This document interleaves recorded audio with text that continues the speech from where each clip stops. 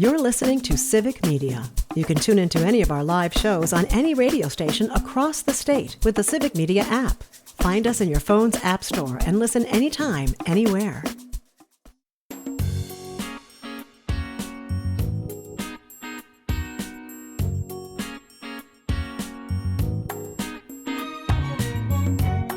Across Wisconsin on Civic Media, you're listening to Mornings with Pat Kreitlow, powered by Up North News. Now, from our Lake Wissota studio, here's the founding editor of Up North News, Pat Kreitlow. Hey, good morning. Welcome back. 8:06 on a Thursday morning. It is December 11th. Hopefully talking in a bit here with Chad Holmes from 98.9 WXCO in Wausau, then later Joe Zepecki. And we will be talking all about the entry into the governor's race of another candidate, a seventh Democratic candidate, Joel Brennan, who's getting into things here. But first, it's time for true confessions of a not mechanical guy. It's amazing I've been able to own this house for 30 years for what few mechanical skills that I have. And as I've mentioned, a snowblower that just conked out. It had been working great for 3 years and suddenly stopped. And it became pretty clear from a neighbor and from Dr. Google that I probably had a carburetor issue that was going on. And I know that Tony up in Ashland has put up here. He said, I said that I was recommended that I use Seafoam, a fuel additive, and Tony says Seafoam is great. He said I had to take my snowblower's carburetor apart last year. Never again. Apparently, it's a very involved thing. And then on the text line, Tom from Jackson, trying to be very helpful here, saying Seafoam only helps keep the carb clean if it starts out clean. The idea is to not let the inside get dirty. If you run ethanol fuel, no matter what grade, ethanol will plug up the carburetor within 2 years, if not sooner. You must either drain the fuel every season or add fuel stabilizer at the end of the snow season. Well, I do that, which is why I was surprised this happened. And he says, so only non-ethanol premium should be used in any gas engine that is not run at least once every 6 months. Try it and you will see. So I'll give you an update on somehow my ability to keep things operating in this house. Chad Holmes joins us now to either join Non-Mechanical Guys Anonymous or to wag his finger at me and say, how did you not know this? Chad, good morning. How are you? I will not be wagging my finger in this topic, that's for sure. I am useless. I am completely useless with anything mechanical. You know what made it worse? And I'm honestly not trying to sound sexist about this. It's the note that yesterday was Sherry's day off, and so I was doing the snow plowing with the snowblower, and she was doing the shoveling over by the front step and the front door and all that. And this all happens right in front of her, and she sees me looking useless. And like I told her, my skills at computer technology and writing are absolutely useless in the wild. I would be eaten by a bear in no time. But we all have our talents, shall we say. Just not with the engine in this case for me. I certainly hope we have at least one or two talents. I'm still looking, but we'll find one. We've all got our, but look, the couple of friends I reached out to have come to me for assistance with either writing something or with computer issues. So we all help each other out, but it's still a little embarrassing, when you have something like that happen. But then I go ahead and I share it with a statewide radio audience. I was going to say, there's magnify courage there. I'll give you that much. You know what? I get some really good ideas that way as well, though. I've gotten some good information over the years from listeners, and I appreciate that very much. How's your Christmas prep coming along? Do you do much, or do you have much to do? I am always a last minute person every year. It's like, hey, still got 2 weeks. Oh, still got a week. Still got 3 days. Yep. I'll just do it tomorrow. I am the worst at that. I am when you go on the 23rd or the 24th and see those poor souls that are wandering stores. That's me. Last second. Always last second. I understand that. I had one of the more unusual shopping prompts this time around. And again, poor Sherry having to be stuck with me. I still wasn't sure what to get her. I mean, I had some concepts of a plan, as they like to say. But it wasn't until I had to go to the post office to get a package and I could see where the package is from that I had an idea of, like, that's probably for me. And now I have an idea of, how much she spent. And so now I can think of things in that range. And then I got online and I got it all taken care of right away. But I kind of needed to know what was coming my way first because, you get her a coffee mug with a photo of the grandkids and she gets you, an iPad or something. It's not the same, It reminds me of this old comedy bit I saw Norm Macdonald do on Letterman show, and he said that, I was a coworker. We were exchanging gifts, and uh, I opened mine first, and it was back then. It was like some sort of video recording Sure. equipment that was long ago, and he realizes at the time that the gift he had given, he goes, I'm giving him a chia pet. And so he says as the guy is opening up the gift. And one other thing, and he pulls out his checkbook, a check for $500. So, although, no, I have Good done save. that's only the first gift. The other one still hasn't arrived yet. It's in transit. It's being shipped or whatever, which is funny because I actually did get a gift for somebody last week. And, it was for Judy Clark for her retirement party. And I get this note back, from the place where I got it. And, it was going to be this, wine glass, that said retirement or something on there. And they said, well, it got broken in transit, so we'll get you a new one, but it wouldn't arrive in time for the party. I'm like, oh, okay. So things do happen, but sometimes they're made up. Let's not kid ourselves. They are. Whatever gets us through the Christmas shopping season at this point. So, all right. You So needed to yell at them though and say, "Hey, it's for a party, one day only. Yep. You got I to want get it this for free right now." Yeah. I would like to say that I could do that, but chances are I was probably talking to an AI operator anyway. Don't Did you end up doing the long road trip last weekend for a couple of hockey games? And did weather get in the way? Yeah. No, it was actually Friday we left, and it was actually snowing at the time. And I go over to meet the bus, Mm-hmm. and the bus driver, greeted me. I said, number one, I'm sure glad I'm not driving here. And number two, I Yeah. wouldn't want to be you going starting this road trip. But no, we went down to the Milwaukee area and actually spent the night because the team was so kind to get a room for me as well. Yeah. We actually Saturday morning when we got up, uh, the senior class parents contacted me and said, "Hey, would you be able to do a feature every game where, because a few years ago I did this where in the first intermission we'd always have an interview with one of the senior class guys, and the parents said, well, we'll make a donation to the station for the broadcast." I said, "Yeah, no, that's fine." So I sat down and I put out 9 consecutive interviews from the lobby in the hotel, and there were people looking weird at me. So Sure. I think that's great. one guy after another coming through and doing a short interview, which was fun. But no, it's fun to hang out with all those hockey players and the coaches, and no they treat you arrests. well. No, no arrests, because I've seen hockey teams when they stay at hotels. It can get a little crazy at times. It was funny though. We get back Friday night after the first game, and we got back to the hotel, and I'm just sort of waiting because we're getting some of the keys and stuff like that, and one of the players comes by and says, "Hey, you want to come and play some poker with us?" I said, "Don't tempt me here." Yeah. Because they apparently play a little poker before going to bed, and it's like, probably not tonight. I was really tired, but I thought, man.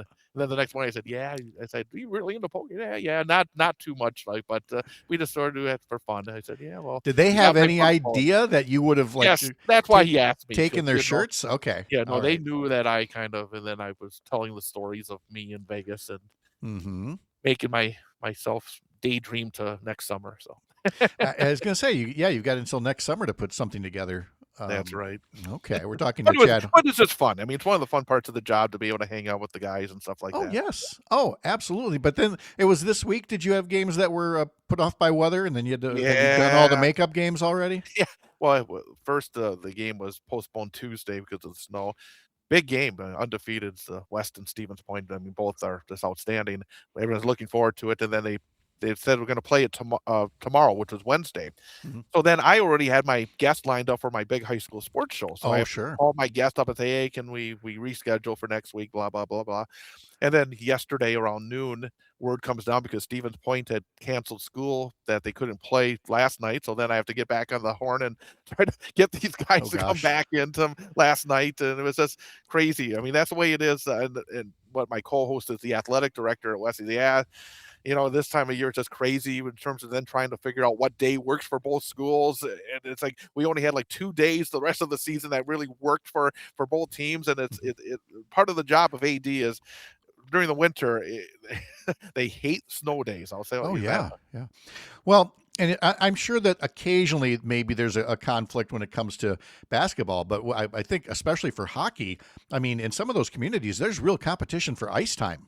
Yes, absolutely. You got figure skating clubs, and you got so many youth hockey teams around here that Mhm. it's funny because I did a game Friday night in Waukesha. The game gets done, and then all of a sudden these people come out on the ice, and they're just starting at 9:30 at night, and Mhm. it really is back to back to back. I mean, when that schedule is set, there's very few holes in it.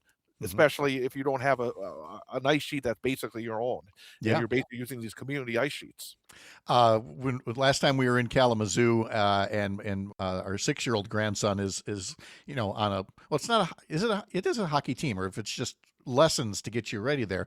Anyway, they had a Saturday practice or whatever, and when we first walk into the gym at Western Michigan University, there's all these little players up against the glass, and they're pounding the glass going, let us in, as the Zamboni driver is making his way around there. I'm like, don't rush the Zamboni driver, man. You want good ice for this. He's your friend. It's so fun to watch these kids, because at first, with hockey, youth hockey, it looks like somebody just opened up a bag of squirrels, and let them loose on the ice here. Yes. No, there's not really strategy or anything like that, but The strides man, are much shorter when you're young. much shorter. But I gotta say, it's not just, my grandson, but just watching the development from hardly being able to stand on the ice to some of the moves that 6-year-old is making right now that I don't even know that I could make once upon a time.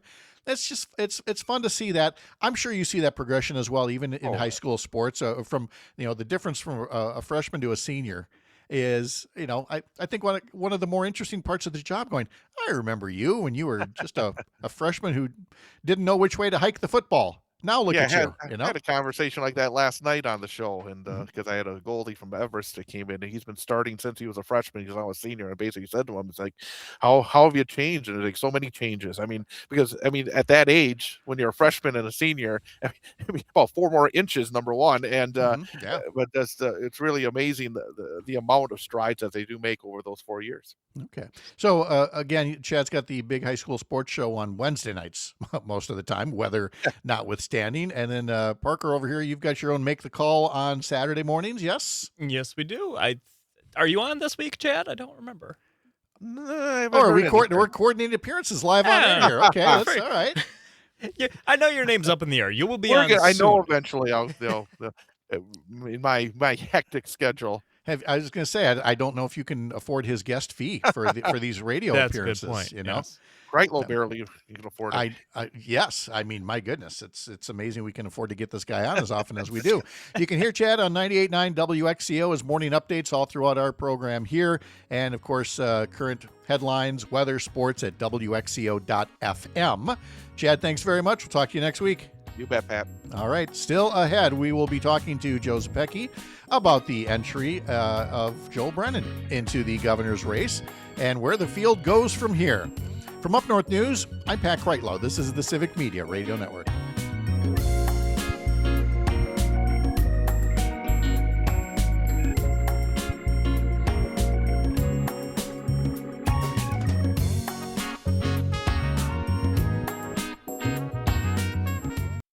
You're listening to Civic Media. Stay up to date on the latest news and information for your local community and Wisconsin by signing up for our free email newsletter. Visit civicmedia.us/email to get started.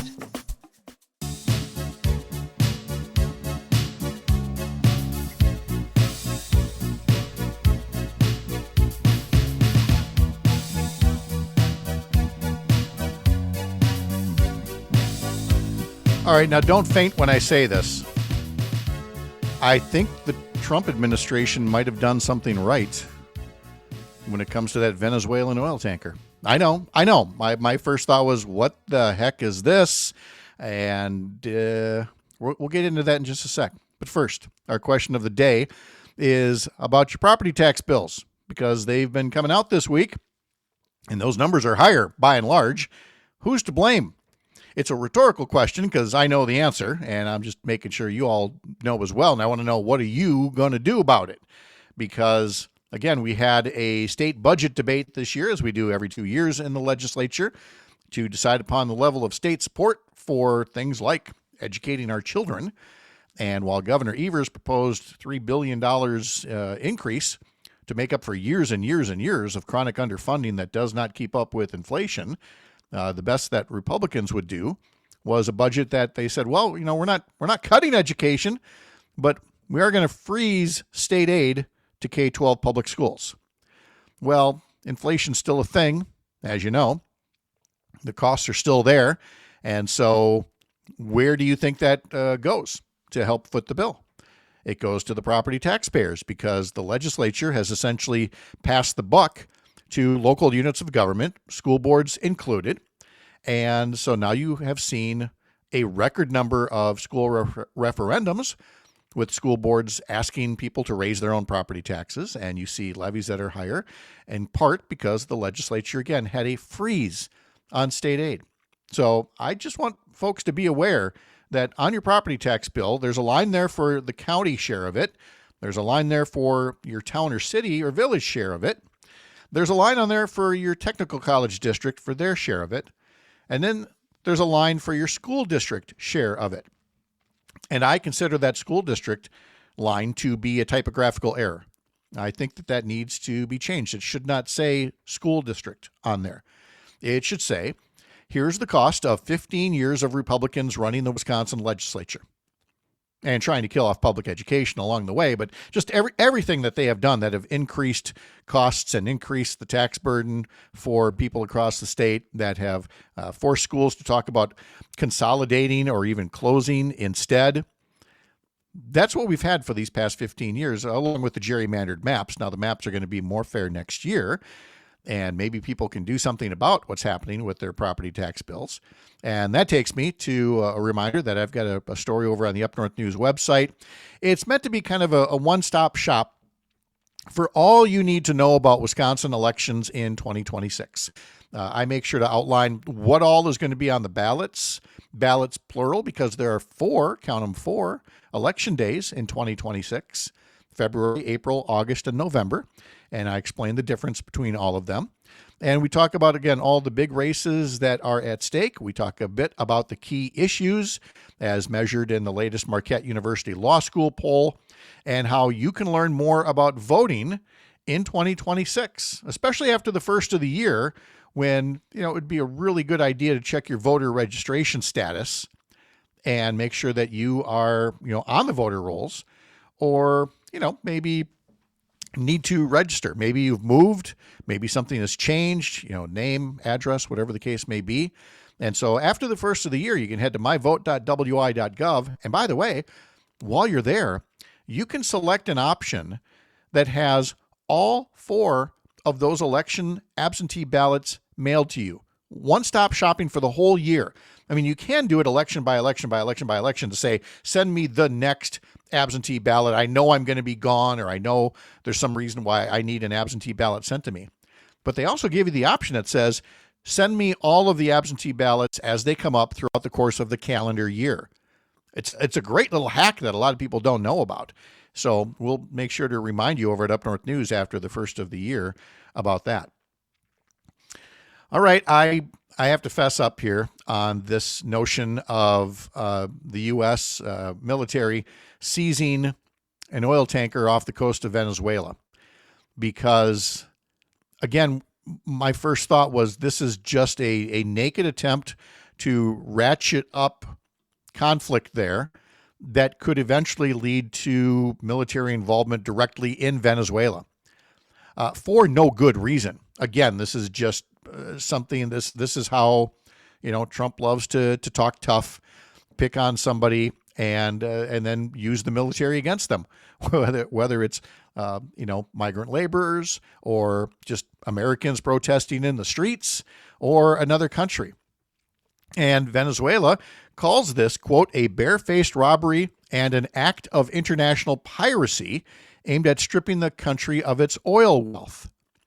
But that's where we get into the issue of Iran, and that Venezuela, and this tanker in particular, has apparently been used at times to transport sanctioned oil from Venezuela and Iran, sometimes taking Iranian oil as far as Cuba. And if that is indeed the case, if Venezuela is trying to circumvent sanctions against Iran and what remains against Cuba as well, then it's not as naked and baseless as I feared it might sound in the very beginning here. And that only frustrated me more because, again, 2025 has been a year. Frankly, it feels like much more than a year in just this year. And of all of the craptastic things that have been done by this administration over the past 10, 11 months, the cherry on top of this kind of dumb year would be the one thing that they do is actually something they do right, and that is to make sure that any country, not just Venezuela, but anybody else, doesn't go against sanctions on Iran or Russia. Although I have a feeling if this was oil involving Russia, maybe we wouldn't see the Trump administration going after it so firmly. But yeah, I told you, if I hear something I think might be the right thing to do, I'm going to say so. I didn't think I'd ever have to say so, but this one might just be one of those examples. Joe Zepecki is on the way next. I'm Pat Kreitlow from Up North News. This is the Civic Media Radio Network.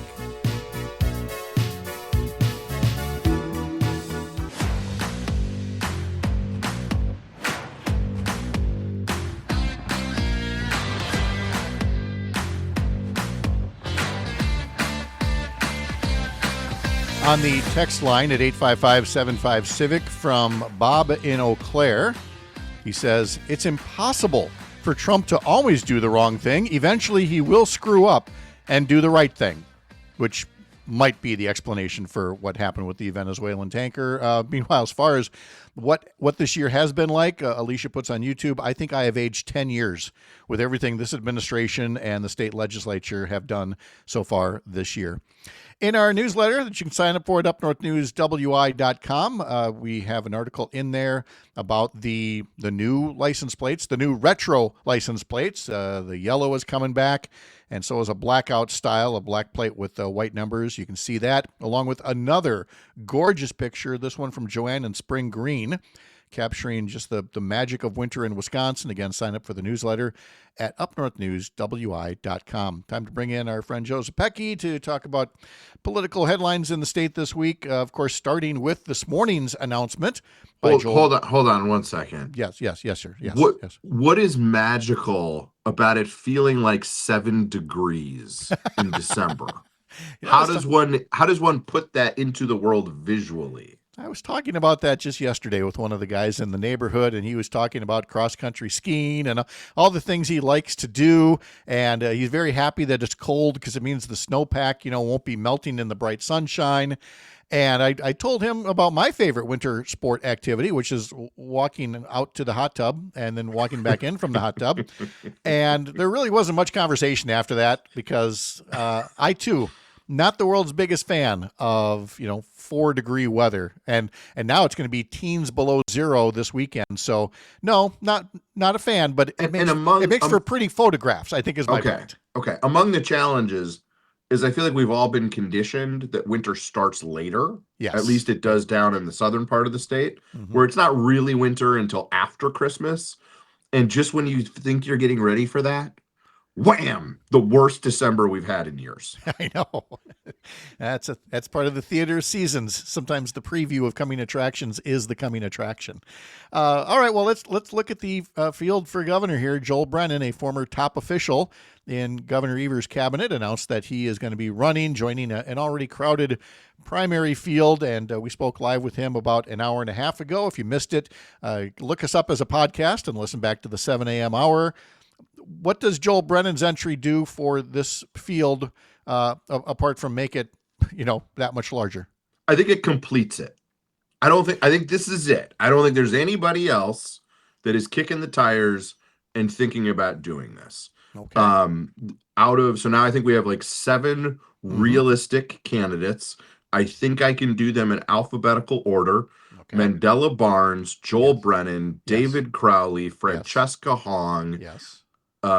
Missy Hughes, yes, Kelda Royce, and Sarah Rodriguez. You were so close. Rodriguez would have come before Royce, but other than that, nailed it. Okay. Yeah. So that is an embarrassment of riches. Mm-hmm. That's a lot of real folks with real chops who have a story to tell and a case to make. Yeah. Well, the thing is that there's also, though, a doubling up, if you will, in each of the various lanes, as I like to describe them. You've got Francesca Hong and Kelda Royce as legislators. You've now got Joel Brennan and Missy Hughes coming from a business experience standpoint. You've got Sarah Rodriguez, the current lieutenant governor, Mandela Barnes, the former lieutenant governor, and then you've got David Crowley with government experience as a county executive. So not only is the field rounded out in terms of names, but in terms of the various places where Democratic candidates would come from to come into a race like this. Yeah, I think the other thing worth pointing out today is the strength of Tony Evers and what a beloved governor he has been for the last 8 years. Because really, you've got now 4 people who are trying to sort of lay claim to the Evers success of the last 8 years and try to capture some of that for themselves, in addition to putting their own, self into it and what they've done. But between 2 lieutenants governor, I think is the plural, much like attorneys general, in Barnes and Rodriguez, and 2 top cabinet officials in Hughes and Brennan, I think you've got a lot of people who are trying to draft off of the success that Tony Evers has had. And, we'll see. My bold prediction this morning is that not all of those 7 folks will have their name appear on the ballot next August. Because between now and May 1st or so, which is right around when nomination signatures go out, there's going to be some sorting out and sifting and winnowing of the field. The fact that you have 4 folks, 2 from that sort of like economic development world of Evers, the fact that you've got 3 candidates from Milwaukee, that's going to start to be pretty crowded. And if you cannot demonstrate an ability to raise real resources, I kind of don't care how big your super PAC or your IE is going to be. We know that, at least 3, if not 4 or 5 of these 7 are going to have independent support, behind them. But you got to get contributions. You got to capture people's imagination and get attention. And 7 legitimate candidates is an awful lot of them in this information environment. And I can speak just from my personal experience of working with Dana Walks when he was running for governor 8 years ago. The people who would donate during a primary, and probably Republican as well as Democratic, but I can speak for the Democratic ones, their checkbooks are not wide open right now. They're kind of just wait and see. They don't want to be the one writing a $250 check or $1,000 check to somebody who then is going to drop out in mid-April or something like that. Yeah. And it's frustrating as all get out for these candidates because they know they have supporters out there, but fundraising is going to be just a real bear for all of these folks. That's one of the yardsticks that people will be measuring them on. Another one is, so-called electability. And the other is, trying to get a feel for what kind of a governor would they be? Would they be divisive? Would they be too cozy with Republicans and things like that? And of those three yardsticks, the fundraising and the management style, I have a feeling it's the electability one that voters probably look at most of all and say, can this person win in November? Or do you feel like they're looking at other factors? I think they're looking at other factors right now. I think there are absolutely times when voters are scared and want to go safe. And in my travels around the state earlier this year, and in what we are seeing from the Democratic Party writ large, and what I mean by the Democrat is its voters, I think folks are rightly angry at the system, at the establishment, and are looking for change. And if you cannot capture the sort of primal rage that people are feeling when healthcare costs too much, groceries cost too much, childcare costs too much, housing costs too much, or is out of reach, there is going to be a real differentiator between some of these candidates' ability to say I've been part of the system versus I'm ready to take on the system. And I think, in 2004 is a great example.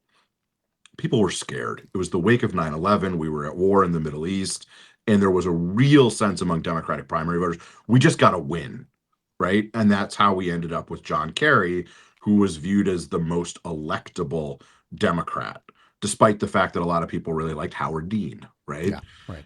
I'm not sure the mindset of Democratic primary voters right now is scared, therefore looking for safe. I think to the extent people are scared, they are pissed off. They are mad as hell, and they don't want to have to take it anymore. And so, who among those seven can best grab that mantle of reform and challenge to the system, I think is going to go a very long way. Joe Zepecki is here, and the front runner, arguably among the Republicans, is Congressman Tom Tiffany. Although Washington County Executive Josh Schoeman is certainly trying to make inroads as well. But Tiffany has said he's going to train most of his firepower on Mandela Barnes. He feels like Barnes is the front runner, and that he's not going to spend a lot of time defending Donald Trump. Put it that way. He's going to use Mandela Barnes as a proxy for Tony Evers, and criticize anything that he doesn't necessarily agree with. My question to you is, if that is the case, if that actually is what Congressman Tiffany does, is spend most of his time, singling out Mandela Barnes, does that strengthen Barnes's standing among the primary voters? They say, oh, he must be the guy if Tom Tiffany is attacking him, or does it actually wear him down and people begin looking at the other candidates, by comparison? Or are there other reasons why Tiffany is singling out Barnes for attacks? I will leave that last part untouched for now. But I will say that Tom Tiffany is going to have a really hard time if he thinks that he can run away from Donald Trump. Tom Tiffany is the consummate insider, has been a member of the state legislature, has been in the Congress for years. And what does he have to show for it? What has he done to differentiate himself from Donald Trump? When Donald Trump launched a trade war that is hammering Wisconsin farmers, destroying the soybean market, where was he? Standing up and saying, hey, this is bad for my constituents in northern Wisconsin. He didn't do it. He is among those complicit in the fact that healthcare premiums are about to skyrocket. He has not had anything going for him when it comes to trying to distance from Donald Trump, whose popularity is dropping like a stone, right? The latest numbers from the Associated Press and Norbert College, 31% approval on handling the economy for Donald Trump. This was supposed to be Mr. Fix-It. And Tom Tiffany has just said, okay, Trump, you want me to jump? How high? You want me to, ditto head everything you're doing? Okay, sign me up. And so I'm not sure what else Tiffany can do, because he can't authentically distance himself from Trump. So of course he's got to try to find a punching bag. He's going to borrow a page out of the current Trump economic playbook, something that we've mentioned before. Now I'll mention to you this hour as well. Is how much longer will the blame Biden for the economy thing last? Because Tiffany's going to go there as well. This is all Biden's fault. This is all Evers' fault, and anything to deflect from what Donald Trump has or hasn't done over these past 10 months. Yeah, and it's going to get worse before it gets better. I mean, the economy is shedding jobs. Stuff costs too much. And what we saw on full display this week is Donald Trump is incapable of hearing what the American people are saying. We're going to get him out of Washington. He's going to go make his economic case. But he doesn't have a case to make because he's made it worse. And rather than say, here's my new policies, we're going to change course, we're going to end the tariff war, what he's saying is affordability is a hoax. He's trying to take what people are feeling and living in their lives and saying, no. This is all made up. It's all in your head. That's not going to fly. This lack of an economic plan is not surprising, only because there's also no healthcare plan. And that's what we're going to get into in just a moment here, because, again, millions of Americans are going to be facing higher insurance premiums because of what is and what isn't happening in Washington, D.C. And several groups and other leaders this week are making sure that Americans know why that is and how something could have been done, but some of these elected officials choose not to. We'll continue that with Joe Zepecki right after this. Again tomorrow, our regular Friday Weekend Review panel, and much more. I'm Pat Kreitlow. This is the Civic Media Radio Network.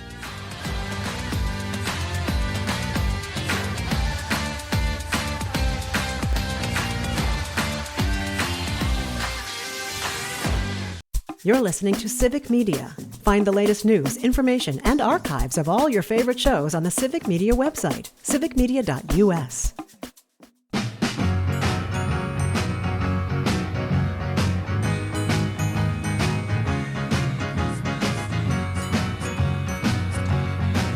It's coming up on 8:53, and Matt and Aaron on air coming up, the final two episodes before Jane's retirement. So join Jane and Greg coming up right after the 9 o'clock news. Joe Zepecki back with us now, and we've been talking about the latest developments in the race for governor. Let's turn now to healthcare, because the U.S. Senate Republicans had promised to vote on extending the Affordable Care Act's enhanced premium tax credits as part of a deal to end the government shutdown.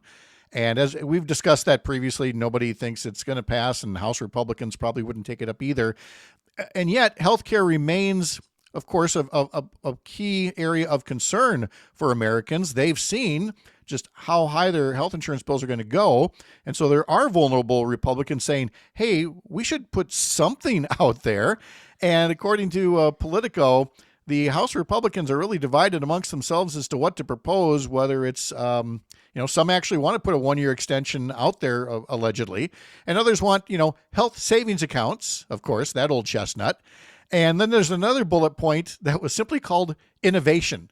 It wasn't even called concepts of a plan. It was simply called innovation. That's not a plan, Joe. And I know that between Protect Our Care and other groups, y'all are making sure that people know just who is responsible for their health insurance premiums getting jacked so high.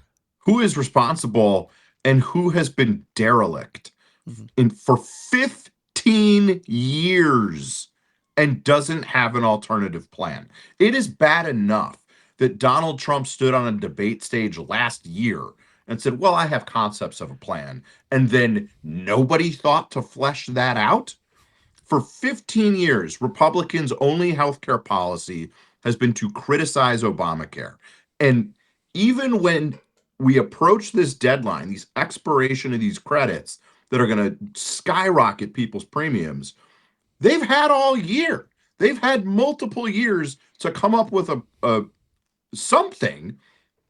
And instead, Mike Johnson, little MAGA Mike, walks into his conference this week and says, here's 10 bullets, and maybe in the months ahead, we can flesh some of this out. They're so bad at this. It boggles the mind. And the reality is, this is an economic cataclysm on our doorstep, because when your health insurance premium goes up by hundreds, if not thousands of dollars a month, you either drop health insurance, which means everybody who has health insurance is going to pay for the most expensive type of care there is, emergency room care, when you do get sick or you do have an accident or something you should have been dealt with years ago or months ago suddenly is a serious problem. It means you have less money to go and spend in the economy because you're going to be, saving everywhere you can in your budget. That's going to impact everything from restaurants to movie theaters to retailers. This is going to be devastating. And I hate to sound alarmist, but like the pain is real. We had a conversation yesterday with a restaurateur, a small business owner, and a pharmacist, and Governor Evers. And the stories, they just make your blood boil. That young parents of kids under the age of 10 are going, well, we're going to have to just pay for health insurance for the kids. And we the parents won't be able to get the care that we need. What are we doing here? And so I'm very frustrated. This is not over yet. If you are anxious about this, call Ron Johnson. Call your Republican member of Congress. It is still at this hour, not too late. If 214 Democrats plus 4 Republicans sign a discharge petition and vote on a clean extension, let's just, whether it's 1 year or 2 years or 3 years, get this to the president's desk. I'm not sure he would sign it if it did. But we got to try, because people cannot afford what's coming. And as a society, we cannot afford the second and third order impacts this is going to have on our economy. I would love to see a Mr. Smith Goes to Washington moment and have people come to their senses in the Republican caucus about this. But as I note in the article from Politico, in this House Republican session, more than 20 Republican members spanning various factions lined up at the microphones to weigh in. But hardliners raised opposition to any extension of the subsidies unless they include further restrictions on abortion coverage, a view that clashes with the Republicans who are in vulnerable districts next fall. These hardliners, again, won't even allow a clean vote unless they can add to the abortion wars in there. They are truly incapable of just having a clean vote on something that would be good for their constituents. That would just buy them time. Yeah. Right? If they want to come up with Trump care, okay, buy yourself the space to do it. Extend these for a year and spend 2026 legislating on the Republican alternative. But they are incapable of seeing and taking the most obvious path forward. It's like they're trying to lose, because this is going to make their political misfortunes of the moment, where Democrats continue to win races that they haven't won in decades, like the Miami mayor that flipped to Democrats this week. It's like they are getting hit politically, getting hurt, and they like the pain. I just don't understand it. Well, there's a bag of tricks that they use, and of course we've seen it with Ron Johnson, 3 times now, is when you're not popular and you don't have ideas, you just find new and interesting ways to bash, your opponent. And so next year they won't be defending that. They'll be busy talking about trans athletes and, abortion and whatever else they can to avoid talking about their lack of action or lack of compassion or lack of anything on the issue of healthcare. And I just want to keep calling people's attention to that so that they see through all of that fog next year. Joe Zepecki, thank you so much. As always, we'll talk to you next week. See you, Pat. All right. Coming up on the program tomorrow, we will be talking to former Lieutenant Governor Mandela Barnes, a candidate for governor, who will be joining us in our 8 o'clock hour tomorrow morning. Also, Dr. Kristen Lyerly, Mark Jacob, and Joan Esposito from WCPT Radio in Chicago. My thanks to Joe Zepecki, Chad Holmes, James Kelly, the folks from Project Fire Buddies, Sean O'Malley, Joel Brennan, candidate for governor, Sharita Booker, and to all of you for being here this morning. I'm Pat Kreitlow from Up North News, part of Courier Newsroom, a pro-democracy news network. We'll see you bright and early tomorrow morning, 6 a.m., back here up north. The national news cycle never stops, but it can be hard to find news about your local community. Civic Media is dedicated to providing quality local and state news coverage across Wisconsin. With the Civic Media app, you can get notifications about local stories that matter to you and your community. Find the free Civic Media app in your phone's app store and choose notifications from the menu to tell us what kind of news you want to hear about.